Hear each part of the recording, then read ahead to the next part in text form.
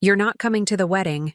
We've already decided," my daughter Mia said with a smile that didn't reach her eyes. The words hit me like a physical blow, but I kept my face carefully blank as I stood in her pristine living room. "I'm glad to have you here. Follow my story until the end, and comment the city you're watching from, so I can see how far my story has reached." I had driven across town that Sunday afternoon, excited to show her the mother of the bride dress I'd finally found after weeks of searching. The pale blue fabric complemented my silver hair, and for once, I thought I looked nice enough to stand beside my beautiful daughter on her special day. But the dress bag remained zipped, draped over my arm as Mia delivered her verdict so casually, as if she were declining a dinner invitation rather than barring her own mother from her wedding. "I don't understand," I managed to say, my voice smaller than I wanted it to be. "The wedding is in 3 weeks. I've already." John, her fiancé, stepped forward from where he'd been leaning against the kitchen counter. At 38, he was 10 years older than Mia, with the kind of polished charm that had always set my teeth on edge. "Barbara," he said, using my first name, as he always did, never Mom or even Mrs. Reynolds. "We're keeping the ceremony intimate, just immediate family and close friends." "I'm her mother," I said, the obvious fact hanging in the air between us. "How much more immediate can family be?" Mia sighed, exchanging a look with John that made my stomach tighten. It was a look I'd seen too many times over the past 2 years, a silent communication that always seemed to end with me being pushed further from my daughter's life. "Mom, you know how things have been between us. We want our wedding day to be perfect. No tension, no drama." When have I ever caused drama? My voice cracked. In 30 years of being Mia's mother, through raising her alone after her father died when she was just 4, through working 2 jobs to put her through college, through supporting every dream and ambition she'd ever had, when had I ever been the source of drama? "Let's not do this," Mia said, her tone suddenly tired. "John's parents are hosting. They've paid for everything. They have a vision for how the day should be." The unspoken truth hung in the air. His parents had money. Old money. The kind that came with a sprawling estate in Vermont where the wedding would be held. The kind that made my teacher's pension look like pocket change. "I see," I said, though I didn't, not really. I turned to leave, dignity the only thing I had left. "Mom," Mia called after me, a hint of something, guilt, regret, in her voice. "You understand, right? It's just one day. One day. My only child's wedding." The milestone I'd dreamed of sharing with her since I first held her in my arms. I didn't answer. I simply walked out, got into my 12-year-old Toyota, and drove home in silence, the dress bag on the passenger seat beside me like a ghost of what should have been. That night, I sat at my small kitchen table with my laptop open, my hands trembling slightly as I navigated to the airline website. The confirmation for 2 first-class tickets to Bali stared back at me. Mia's dream honeymoon destination, a surprise gift I'd been planning for years. I'd started the savings fund when she was in college, putting aside a little each month from my teacher's salary, sometimes skipping meals or forgoing new clothes to add more. With 3 steady clicks, I canceled the tickets. Next, I logged into my bank account and froze the special travel fund I'd established for them, $32,000 that represented years of careful saving, extra summer school teaching jobs, and the proceeds from selling my mother's antique jewelry. They didn't want me at their wedding? Fine. They wouldn't get the honeymoon I'd sacrificed to provide either. As I closed the laptop, a photograph on my refrigerator caught my eye. Mia at her high school graduation, her arms wrapped around my neck, both of us beaming. I remembered that day so clearly. How proud I'd been watching her accept her diploma. How we'd celebrated with a tiny cake I'd stayed up late to bake because we couldn't afford the fancy one from the bakery. When had I lost her? When had my bright, loving daughter turned into this stranger who could smile while breaking my heart? The change had been gradual, I realized, starting around the time she met John 2 years ago. At first, it was small things: missed Sunday, dinners, shortened phone calls, a new critical edge to her comments about my clothes, my house, my life. Then came the holidays at his family's home instead of mine, the vacations I heard about only afterward through social media. I made my way to the bedroom and opened my closet, pushing aside hangers until I found the box I was looking for. Inside was the silver locket her father had given me the day Mia was born. I'd planned to give it to her on her wedding day, a piece of the father she barely remembered to carry with her into her new life. Now, as I held it in my palm, all I could think was, would she even have wanted it? Or would it have been just another embarrassing reminder of her ordinary roots? I sank onto the edge of my bed, finally allowing the tears to come. This wasn't just about a wedding invitation. This was about the slow, painful reality that my daughter, the child I had centered my entire life around, had decided I wasn't good enough for her new world. And the most painful part? I wasn't even surprised. I'd seen it coming for months, in 100 small rejections that led to this final devastating one. That night, I cried until there were no tears left. And then, in the quiet darkness of my bedroom, I made myself a promise. This would be the last time I let Mia make me feel less than. The last time I silently accepted being pushed aside. She may not want me at her wedding, but she would soon discover what it truly meant to cut me out of her life. Now I'm curious about you who listened to my story. What would you do if you were in my place? Have you ever been through something similar? Comment below, and meanwhile, I'm leaving on the final screen 2 other stories that are channel favorites, and they will definitely surprise you. Thank you for watching until here. 3 days after Mia's rejection, I found myself sitting on my living room floor surrounded by photo albums. Outside, spring rain tapped against the windows of my small bungalow, mirroring the tears that occasionally slipped down my cheeks despite my best efforts. "Oh, Barb," my friend Elaine said, handing me a mug of tea as she carefully stepped around the sea of photographs. "You're torturing yourself with these." I traced my finger over a picture of 5-year-old Mia on her first day of kindergarten, gap-toothed smile beaming at the camera, her tiny hand gripping mine. "I'm trying to understand when it all changed," I said quietly. "When I became someone she could cut out of her life so easily." Elaine sighed, lowering herself onto the couch behind me. At 68, she'd been my friend since we started teaching at Roosevelt Elementary together 30 years ago. She'd witnessed every step of my journey with Mia, the triumphs and struggles of single motherhood after James died, leaving me a widow at 35. "It's not you who changed, honey. It's her. Or rather, it's the influence of that man and his family." I flipped to another page, Mia's high school graduation. I'd scrimped and saved to buy her the pearl earrings she wore in the photo, working extra tutoring sessions for months. Did I make it too easy for her to take me for granted?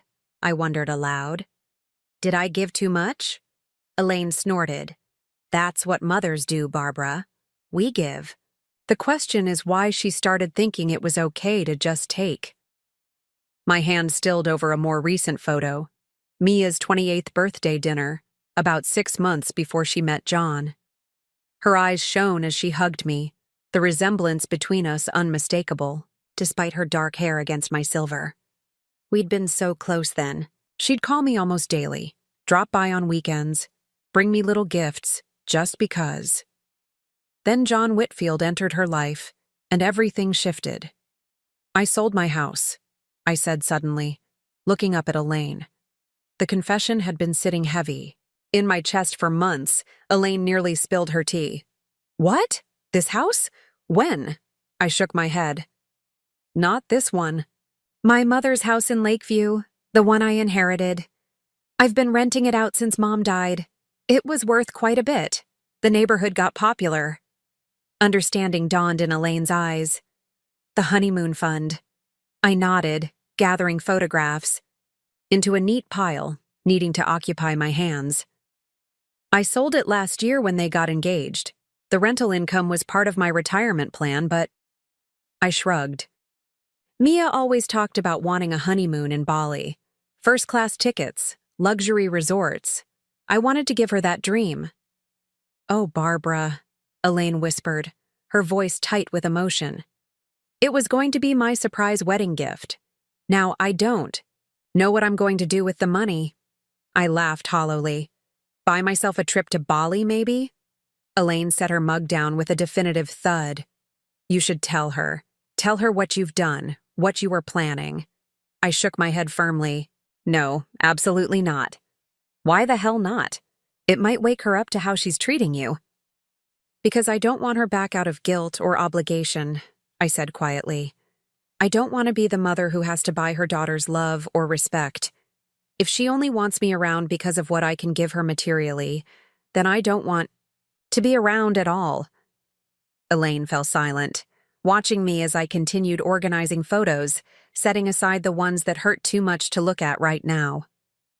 "When did John start turning her against you?" she finally asked. I considered the question carefully. It wasn't immediate. At first, he was perfectly pleasant.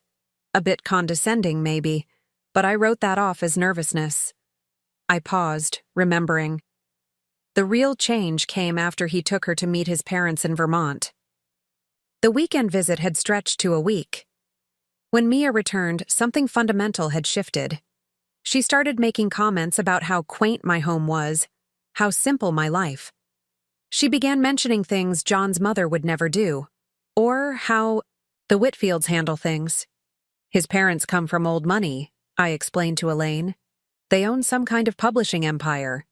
Their house has a name, not just an address, and they made it very clear that their son was making a generous choice by marrying someone like Mia." "Someone like Mia?" Elaine echoed incredulously. "Someone whose mother is a public school teacher.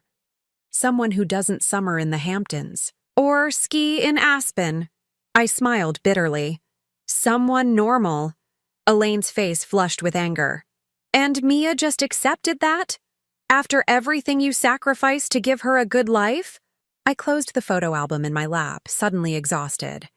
She more than accepted it. She embraced it, started working to erase any trace of her humble beginnings, including me. The truth hung heavy between us. My daughter wasn't just excluding me from her wedding.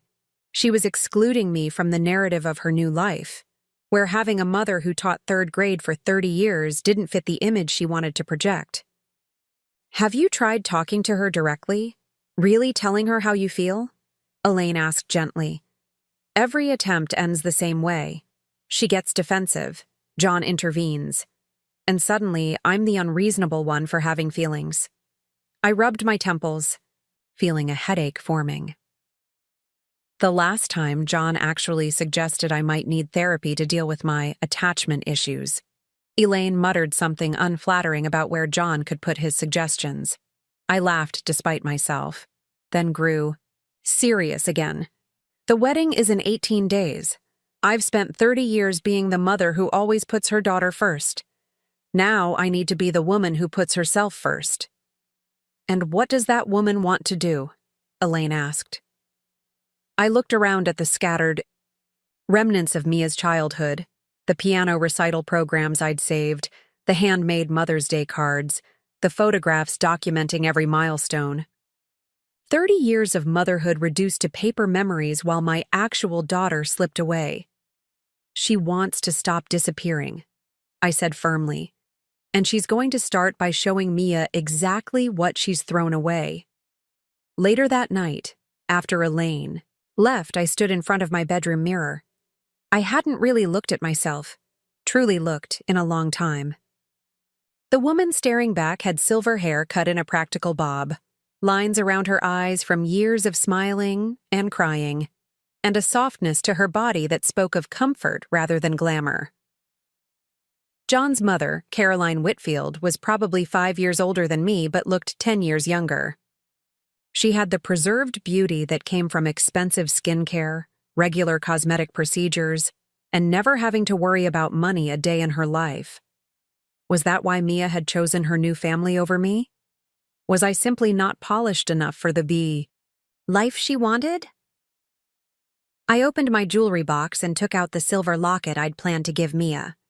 Inside was a tiny photo of James holding newborn Mia in the hospital. He'd died when she was 4. A sudden heart attack that shattered our world overnight. Mia had few memories of him. I'd kept him alive for her through stories and photographs. Now I wondered if those stories had been enough. If maybe I'd failed her by not somehow giving her the kind of life that would have made her proud to be my daughter. The thought made anger flare in my chest, surprising in its intensity. No, I had been a good mother. I had loved her completely, supported her unconditionally, sacrificed endlessly. If that wasn't enough for her, the failing was hers, not mine. I put the locket away and picked up my phone, my finger hovering over Mia's number. What would I even say? Please don't shut me out. Please remember who you are and where you came from. Instead, I set the phone down and walked to the spare bedroom that had once been Mia's. I opened the closet and pulled out the blue dress I'd intended to wear to her wedding. Carefully, I hung it on the back of the door and studied it. It was a perfectly nice dress. Not designer, certainly, but elegant in its simplicity. A dress that had made me feel beautiful when I tried it on. I wouldn't be wearing it to Mia's wedding. But perhaps there would be another occasion, another celebration. One where I was valued for exactly who I was. As I turned away from the dress, my phone rang. My heart leapt, hoping against hope it might be Mia having second thoughts. But the screen showed a different name. Margaret Wilson, my elderly neighbor from across the street. "Barbara," she said when I answered, her voice trembling with age but sharp with purpose. "I need to talk to you about your Mia, and that fiancé of hers. There's something you should know. I never intended to go to the church that day. Yet there I was, parked across the street in my Toyota, watching guests in colorful spring dresses and tailored suits stream through the heavy wooden doors of St. Andrew's Episcopal. My hands gripped the steering wheel so tightly my knuckles had turned white, and I forced myself to breathe slowly, fighting the tightness in my chest. From this distance, I could see the white roses and baby's breath adorning the entrance. The uniformed valets parking luxury cars. The photographer directing the wedding party for pre-ceremony shots on the church steps. Mia would be inside already, being buttoned into her dress, surrounded by bridesmaids and John's mother Caroline, who had undoubtedly taken over the mother of the bride duties that should have been mine. "This is pathetic, Barbara," I whispered, to myself, but I couldn't seem to turn the key in the ignition and drive away. A knock on my passenger window nearly gave me a heart attack. I turned to see Margaret Wilson's lined face peering in at me, her silver hair perfectly set despite the spring breeze. At 82, my neighbor still insisted on walking 2 miles every day, come rain or shine. I rolled down the window, mortification washing over me. "Margaret, Unlock the door, dear," she interrupted, already reaching for the handle. Too stunned to refuse, I pressed the unlock button. Margaret slid into the passenger seat with surprising grace for a woman her age, arranging her lilac cardigan around her. "I thought that might be you," she said, settling her handbag on her lap. "I was on my constitutional when I spotted your car." I couldn't meet her eyes. "I know how this looks." "It looks like a mother who misses her daughter," Margaret said simply. No judgment, no pity, just a statement of fact. We sat in silence for a moment, watching more guests arrive. A sleek black car pulled up, and a distinguished silver-haired couple emerged. John's parents, I assumed, though I'd only seen them in photographs Mia had shown me in the early days of her relationship, before I became persona non grata. "Did you know," Margaret said suddenly, "that young man came to see me last month?" I turned to her, surprised. "John? Why would he visit you?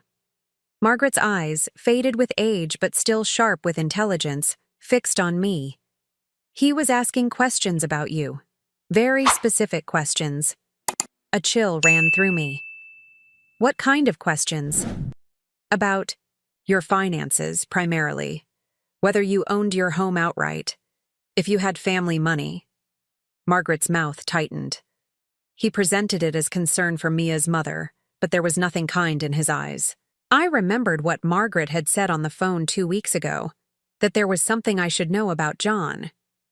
We'd arranged to talk the following day, but she'd called to cancel, saying she wasn't feeling well. I'd been so consumed with my own hurt that I hadn't followed up. "Margaret, what's going on?" she sighed, her gnarled hands twisting the strap of her handbag. "I've lived on our street for 53 years, Barbara. I knew your mother, God rest her soul. I watched you grow up, get married, have Mia. I've seen how hard you've worked, especially after James died. That doesn't explain why John was asking about my finances. I'm getting to that." She turned in her seat to face me more directly. "Last summer, I overheard him and Mia arguing in your front yard. I was watering my hydrangeas. You know they grow right along the fence line." I nodded, trying to remember if Mia had mentioned any significant disagreement with John. Nothing came to mind. He was pressuring her to ask you for money, a substantial amount. When she refused, he became quite agitated, saying something about debts coming due. My stomach dropped. Debts? What kind of debts? He didn't specify. But he said, and I quote, "Your mother's sitting on a gold mine with that Lakeview property. She doesn't need 2 houses."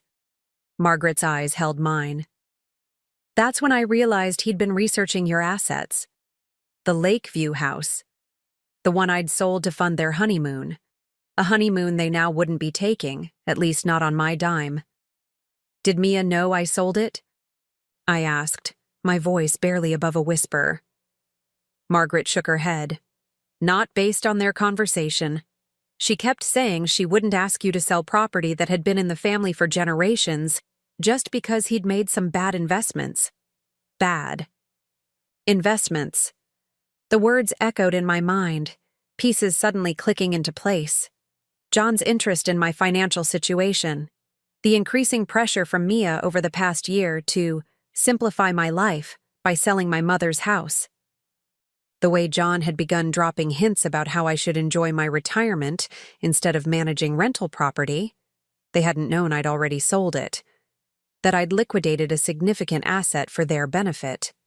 "There's more," Margaret said gently. "After that argument, I made it my business to learn what I could about your future son-in-law. My grandson works in finance in Boston. He made some discreet inquiries." She reached into her handbag and pulled out a folded piece of paper, handing it to me. "John Whitfield has been sued 3 times by former business partners. He's burned through most of his trust fund on failed ventures. And according to Peter, he's been borrowing heavily from some rather unsavory characters to maintain appearances." I stared at the paper in my hand, a printout of what appeared to be court records and news clippings. "Does Mia know any of this?" "I doubt she knows the extent of it, but she knows enough to be concerned based on that argument." Margaret placed her weathered hand over mine.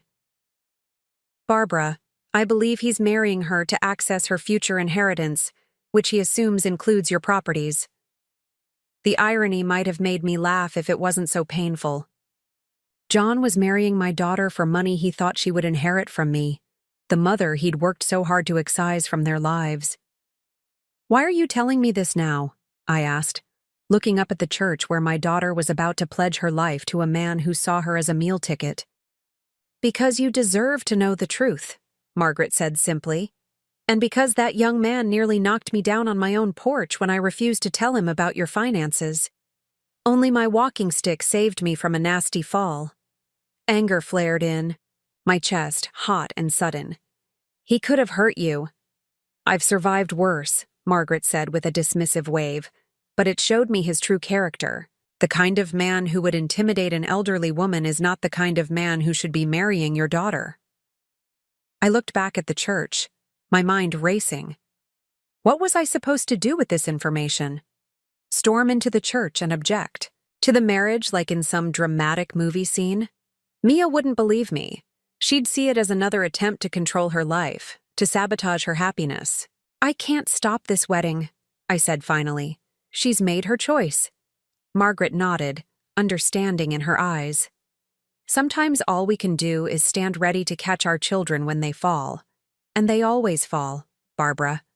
Sooner or later. She patted my hand one last time, then opened the car door. I'm going home to make a cup of tea. You're welcome to join me when you're ready. As I watched her slowly make her way down the sidewalk, a thought occurred to me. I couldn't, stop this wedding. But perhaps there was something else I could do. Something that might eventually save my daughter from the trap she was walking into, even if she currently had no desire to be saved. I started the car, my decision made. I wouldn't be watching my daughter get married today. Instead, I would be preparing for what came after, when she discovered exactly what kind of man she had married, and exactly what kind of mother she had rejected. 3 weeks after the wedding, my phone rang at 11:43 p.m. I was already in bed reading a novel Elaine had recommended to keep my mind off things. When I saw Mia's name on the screen, my heart skipped. This was the first contact since before the wedding. I answered with a measured, "Hello," fighting to keep my voice neutral. "Mom?" Mia's voice was thick, like she'd been crying. "Are you awake?" "I'm awake," I said, sitting up straighter against my pillows. "What's wrong?" There was a long pause, just her breathing on the other end. Then, "Can I come over, please?" I hesitated only a moment. "Of course." 40 minutes later, my doorbell rang. When I opened it, I nearly gasped. Mia stood on my porch, her face blotchy from crying, wearing sweatpants and a wrinkled t-shirt. Nothing like the polished image she'd cultivated since meeting John. "Come in," I said, stepping aside. She walked past me without a word, the familiar scent of her shampoo stirring memories I'd been trying to suppress. In the living room, she stopped suddenly, staring at the photo albums still stacked on my coffee table from weeks ago. I hadn't had the heart to put them away. "Would you like some tea?" I asked, unsure how to navigate this unexpected visit. She shook her head, finally, turning to face me. "Why didn't you tell me?" The question hung between us, loaded with potential meanings. "Tell you what, Mia?" "About the honeymoon," she said, her voice breaking. "The tickets to Bali, the travel fund, all of it." I exhaled slowly, moving to sit in my armchair. "How did you find out?" "We went to the airport today. Our flight was supposed to be tonight." Mia sank onto my couch, looking smaller than I remembered. "John said you had arranged everything as a wedding gift, that it was all taken care of." I felt a sharp twist of anger. "He told you I had arranged your honeymoon?" Mia nodded miserably. "He's been saying for months that you wanted to do this for us, that it was your way of showing support even though you—" She trailed off. "Even though I wasn't invited to the wedding," I finished for her. She winced but didn't deny it. When we got to the check-in counter, there was no reservation, no tickets, nothing. Her voice hardened slightly. "John insisted there must be a mistake, that you must have canceled them out of spite. Of course he would blame me. And you believed that?" "I didn't know what to believe. You and John have never gotten along, and after we told you about the wedding—" "After you told me I wasn't welcome at my only daughter's wedding," I corrected quietly. Mia had the grace to look ashamed. "Yes. After that, I thought maybe you were angry enough to do something like this. So why are you here, Mia? To accuse me of ruining your honeymoon?" She looked down at her hands. "We went to the bank after leaving the airport. John said we could use the travel fund you'd set up to book new tickets." I watched her carefully. "And?" And the banker said there was no fund under my name, or John's. He said there had been, but it was closed 3 weeks ago. She looked up, her eyes searching mine.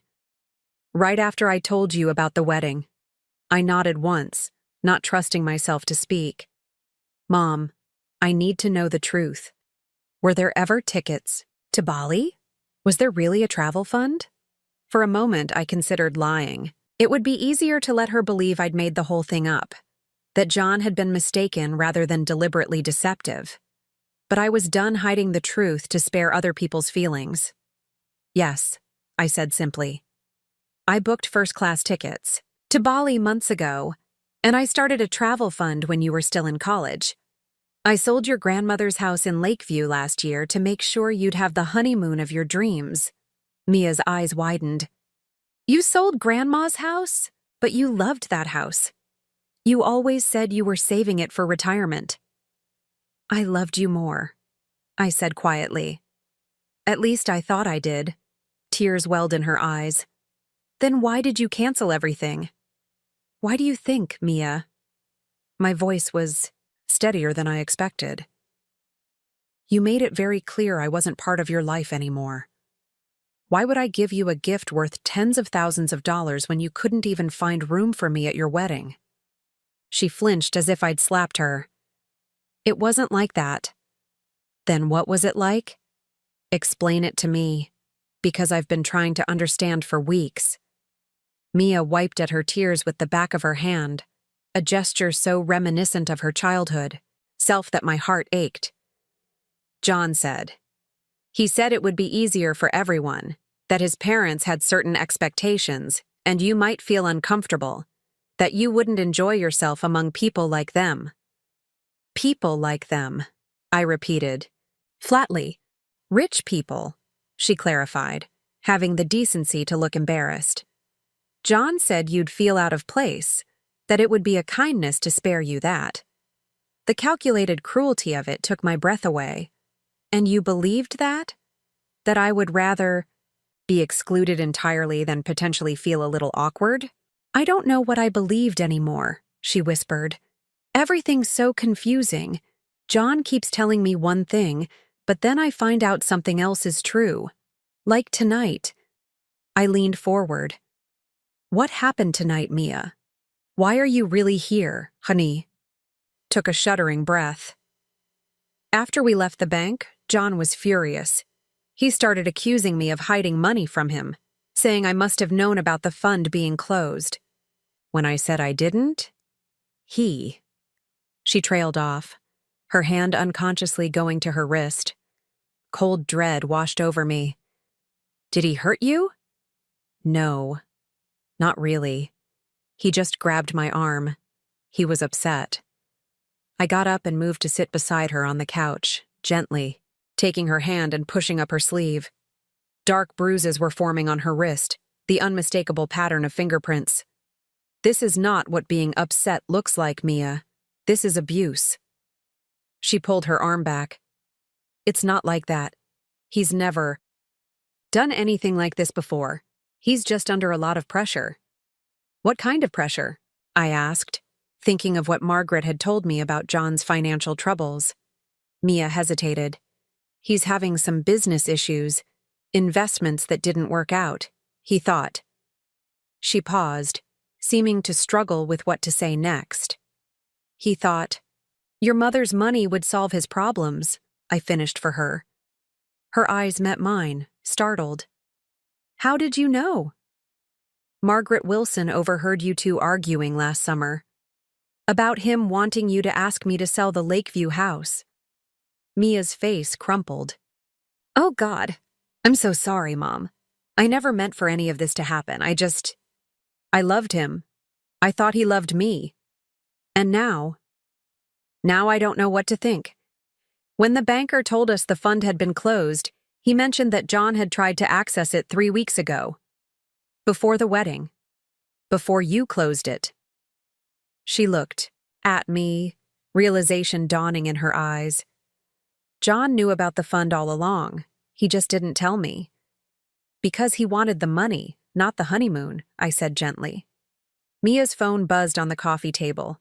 John's name flashed on the screen. She stared at it, her expression a mixture of fear and confusion. "You don't have to answer," I told her. "I know," she whispered, "but I don't know what to do.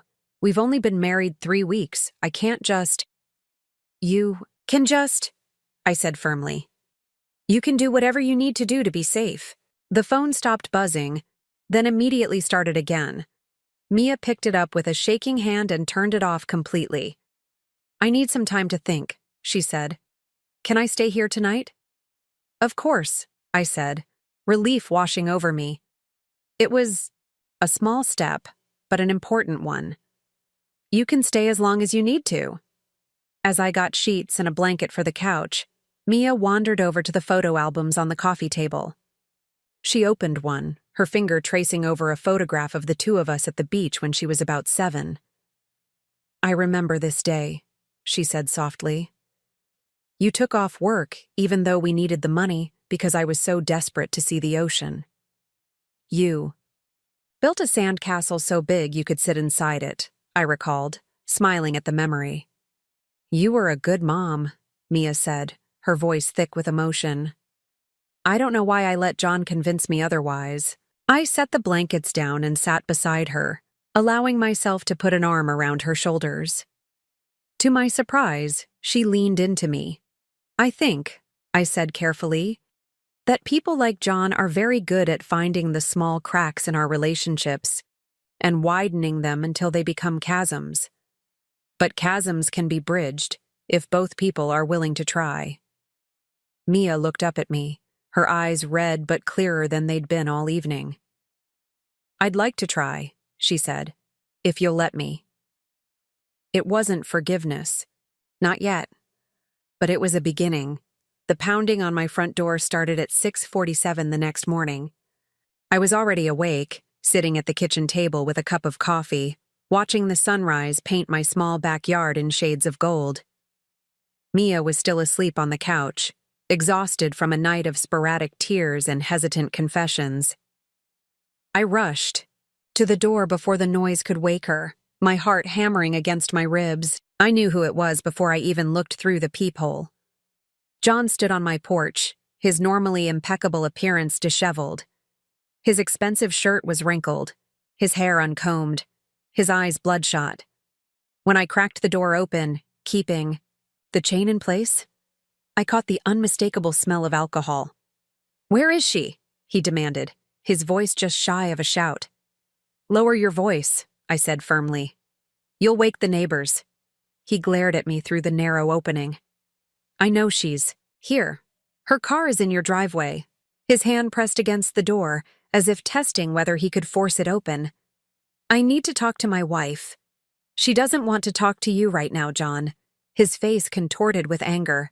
"You don't get to decide that. You've been trying to come between us from the beginning." I nearly laughed at the absurdity of his accusation. "I think you've done a fine job of that all on your own." "Just get Mia," he hissed. "Or I swear to God You'll what?" I interrupted, my voice icy calm. "Break down my door? Add another assault charge to your growing list of problems?" He blinked, momentarily thrown off balance. "What are you talking about?" "I saw the bruises on my daughter's arm," I said, my grip tightening on the doorknob. "And I know about your financial troubles. The lawsuits from your former business partners. The loans from people who don't send polite letters when payments are late." His expression shifted from anger to calculation, a change that sent a chill down my spine. "Mia's been telling you stories," he said, forcing a laugh. "She gets emotional, exaggerates things. You know how she is." "Actually, I didn't hear it. From Mia," I said. "I have other sources, more reliable ones." Before he could respond, I heard movement behind me. I turned to see Mia standing in the hallway, wrapped in the blanket I'd given her last night, her face pale but resolute. "It's okay, Mom," she said quietly. "I can handle this." I hesitated, torn between wanting to protect her and respecting her agency. Finally, I nodded and stepped aside, though I didn't close the door. If John tried anything, I wanted witnesses. Mia stepped onto the porch, keeping the blanket wrapped around her like armor. I noticed she deliberately positioned herself so the Dr. Frame remained between her and John. "You need to go home," she told him, her voice steadier than I expected. John's demeanor changed instantly, his anger dissolving into a practiced contrition. "Baby, I'm so sorry about last night. I was upset. I'd had a few drinks. You know I would never hurt you." Mia's gaze dropped to the fading bruises on her wrist, visible where the blanket had slipped. "But you did hurt me, John." "That was an accident," he protested, reaching for her hand. She stepped back out of his reach. "Was lying to me about my mother arranging our honeymoon an accident too? Or trying to access the travel fund without telling me?" His expression hardened. "Your mother has been poisoning you against me. One night with her, and suddenly you're believing all sorts of things."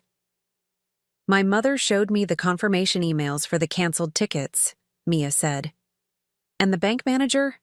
Confirmed you tried to withdraw from the fund 3 weeks ago. Were you ever going to tell me about the honeymoon, or were you just going to take the money?" John's face flushed dark red. "I was protecting you. Your mother was trying to control you with her money, like she always has." I bit my tongue, letting Mia fight her own battle. "My mother," Mia said slowly, "has never tried to control me with money. She's only ever given, never taken." She took a deep breath. "Unlike you." "What is that supposed to mean?" John demanded. "It means I found the mortgage papers," Mia said, her voice barely above a whisper. "The ones you took out on my condo. The one I owned outright before we got married." Couldn't stop my sharp intake of breath. The condo had been Mia's greatest achievement, purchased with her own savings from years of work, her declaration of independence. She'd been so proud of owning her home debt-free. John's expression morphed into something ugly. "We're married. What's yours is mine. I needed capital for investments that will benefit both of us." "Investments like gambling debts?" Mia asked quietly. "I found those papers too, John. The markers from the casino in Atlantic City. The loan from someone named Vince, who doesn't seem to have a last name or an official business." For a moment, I thought John might lunge at her. His hands curled into fists, and he took a half-step forward before seeming to remember where he was. "On my front porch, in full view of the neighborhood. You had no right to go through my private papers," he said, his voice dangerously low. "They were in my desk," Mia replied simply. "In my home." The silence that followed was thick with tension. Finally, John straightened, adjusting his rumpled shirt in a futile attempt to regain some dignity. "You're upset. We both are. Let's go home and talk about this rationally." Mia shook her head. "I'm not going anywhere with you. Not today, maybe. Not ever." "You can't be serious," he scoffed. "We've been married for 3 weeks. 3 weeks of lies," Mia said. "Starting with excluding my mother from our wedding because you were afraid she'd see through you." His gaze flicked to me, hatred burning in his eyes. "This is your doing." "No," I said calmly. "This is your doing, John. Every bit of it." He turned, back to Mia, his expression softening into what I assumed was his most persuasive look. "Baby, please. Everyone makes mistakes. I love you. We can work this out." For a heartbreaking moment, I saw Mia waver. I recognized the expression on her face, the desperate hope that maybe this time the apology was real, that maybe love could conquer all. I'd worn that same expression during the final years of my marriage to her father, before his death made the decision for me. "Mia," I said softly, not wanting to overstep but unable to stay silent. "You don't have to decide anything right now. Take some time. Think clearly." John's head snapped toward me. "Stay out of this. This is between me and my wife." "She's my daughter," I said evenly. "And she's hurting. That makes it my business." He let out a bitter laugh. "Your daughter? The one you couldn't be bothered to raise properly? The one who grew up embarrassed by her pathetic, controlling mother?" I felt the barb land, but before I could respond, Mia stepped forward. "Don't you dare talk to her like that," she said, her voice trembling with anger. "My mother worked herself to exhaustion raising me alone after my father died. She sacrificed everything to give me opportunities. She sold her mother's house to give us a honeymoon I didn't even know about." Her voice broke. "And I repaid her by letting you convince me she wasn't good enough for our wedding." The raw pain in her voice made my heart contract. I wanted to reach for her, to tell her it was okay, that I understood. But this was her moment, her stand to take. John stared at her, seeming to realize he'd miscalculated badly. "Mia, I didn't mean—" "I think you should leave now," she interrupted, her voice suddenly calm. "My lawyer will be in touch about annulment proceedings." His face contorted with rage. "You can't annul this marriage. You have no grounds." "Fraud is grounds in most states," I interjected mildly. "And lying about your financial situation to enter a marriage certainly qualifies as fraud." John's gaze swung between us, calculation replacing anger as he seemed to grasp the full extent of his predicament. Finally, he stepped back. "Fine. Take some time to cool off. But remember, Mia, you signed those mortgage papers too. Your credit is tied to mine now. Think carefully about your next move." With that final threat, he turned and stalked to his car. We watched in silence as he drove away, tires squealing against the asphalt. When he was gone, Mia's shoulders slumped. I gently guided her back inside, closing and locking the door behind us. "Did I really sign mortgage papers?" she asked, in a small voice as we sat at my kitchen table. I squeezed her hand. "We'll figure it out. I promise." She looked up at me, her eyes filled with remorse. "Mom, I'm so sorry. For everything. For the wedding. For believing him over you, for—" I held up a hand to stop her. "We have plenty of time to talk about all of that. Right now, I just want you to know that you're safe here, and that I'm proud of you for standing up for yourself." Mia nodded, tears spilling down her cheeks. "I don't know what happens next." "Neither do I admitted. "But we'll figure it out together." 1 year later, I stood on the porch of my new cottage, watching waves crash against the shoreline less than 100 yards away. The Cape Cod breeze tugged at my hair, carrying the scent of salt and late summer roses. Behind me, the small cottage gleamed with fresh paint, its blue shutters and white trim exactly as I'd envisioned when I first saw the property. After decades of putting everyone else first, I had finally done something purely for myself. Purchased this small piece of heaven with the money I'd originally set aside for Mia's honeymoon. The irony wasn't lost on me. What had been intended as a gift for my daughter's new life had instead become the foundation for my own. "The deck furniture is here," Elaine called from inside. She'd driven up with me from the city, helping to transform the cottage from a neglected rental into a proper home. "Should we set it up now or wait until morning?" "Let's wait," I called back. "I want to catch the sunset." As if on cue, the sky began to shift from clear blue to the brilliant oranges and pinks of a perfect coastal sunset. I settled into the old Adirondack chair I'd found at a yard sale and refinished myself, savoring the moment. This past year had been one of the most difficult of my life, but also, unexpectedly, one of the most rewarding.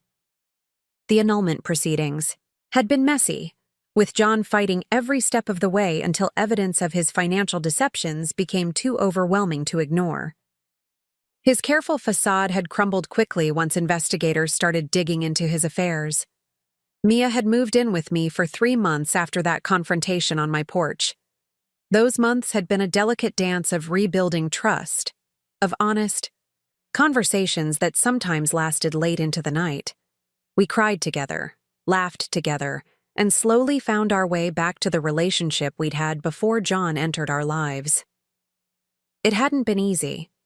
There were days when old hurts resurfaced, when the memory of being excluded from her wedding still stung sharply. There were moments when Mia's shame over how she'd treated me made her withdraw, convinced she didn't deserve forgiveness. But we persevered. Because that's what family does. Real family. Not the glossy, status-conscious version John and his parents had tried to sell her. The sound of tires on gravel drew my attention. A small blue sedan pulled into the driveway, and my heart lifted at the sight.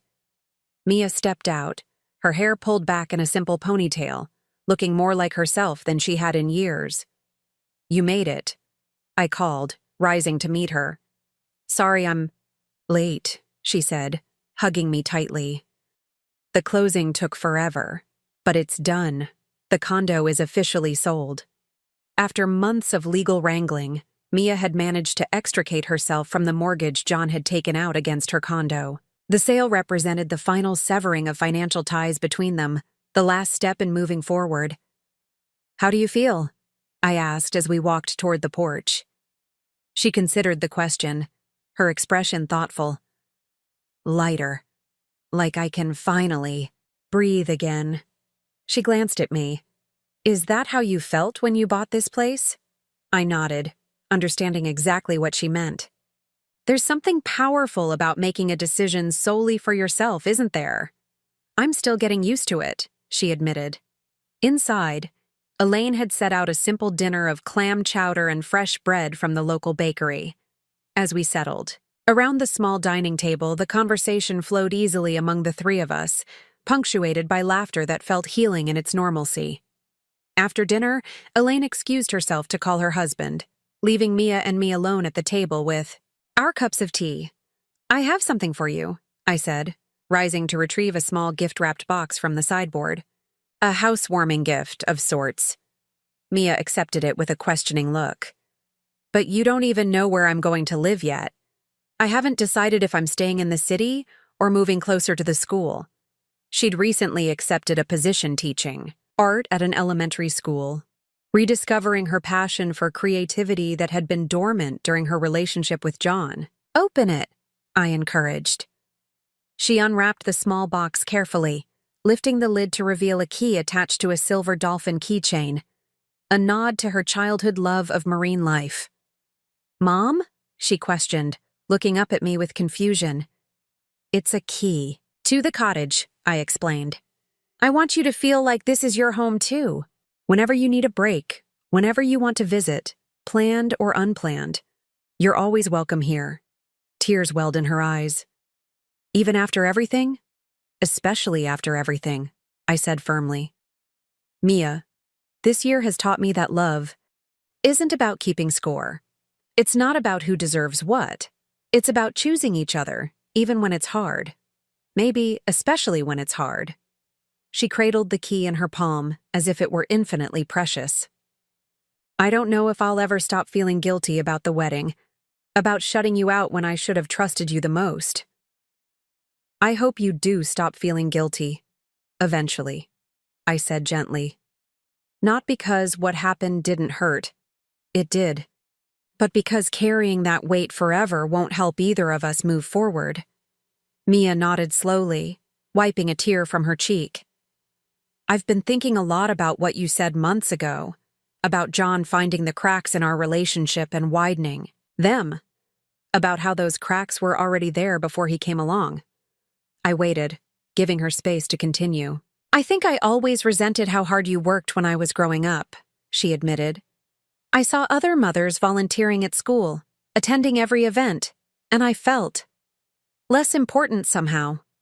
I didn't understand the sacrifices you were making just to keep our lives stable." "I wish I'd found a better balance," I acknowledged. "There were times I was so focused on providing for you that I forgot to be present with you." "But that's just it," Mia said earnestly. "You were doing your best in an impossible situation, and instead of appreciating that as I got older, I let John convince me that you weren't good enough."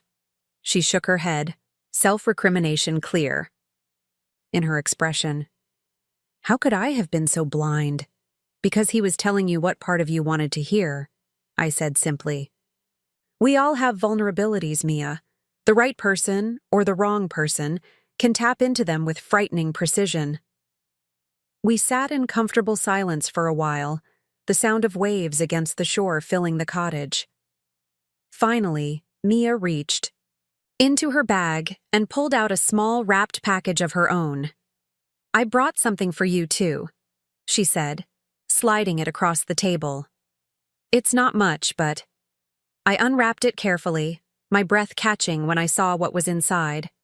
A beautiful, silver picture frame containing a photograph of the two of us from last Christmas. We were sitting on my old couch, heads tilted together, laughing at something Elaine had said behind the camera. It was completely natural, unposed, a genuine moment of connection captured by chance. "It's my favorite picture of us," Mia said, softly. "I thought maybe you could put it here, in your new home." "It's perfect," I whispered, my throat tight with emotion. Later that evening, as darkness settled over the cottage, Mia and I stepped out onto the porch.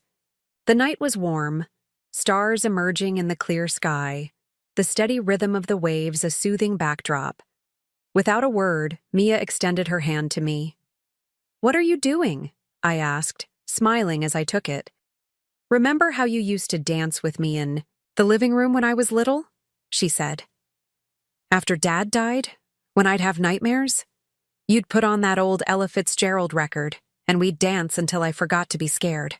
I nodded, the memory washing over me with unexpected clarity, Mia's small hand in mine, her little feet balanced on top of my slippers as we swayed to the music. "Dance with me now?" she asked. There was no music except the natural symphony of waves and wind, but as we began to move together in a simple, swaying dance on the moonlit porch, I realized this was what healing truly felt like. Not the absence of pain, but the presence of something new and beautiful growing from the broken places. "Mom?" Mia whispered as we danced. "Hmm?" "Thank you for not giving up on me." I pulled back slightly to see her face, illuminated by the soft porch light and the glow of the rising moon. "I'll never give up on you, Mia. That's not what mothers do." We continued our dance, two women who had weathered a storm and found their way back to each other. The past year had taught me that sometimes the greatest act of love isn't grand sacrifice or dramatic gestures, but the quiet persistence of showing up, day after day, offering second chances, and creating space for healing. As we danced on the porch of my seaside cottage, our cottage now, I realized that this moment, this simple connection, was worth more than any wedding I could have attended. This was our last dance, but also our first, the beginning of a new chapter written on our own terms, defined by mutual respect and genuine love rather than obligation or appearance.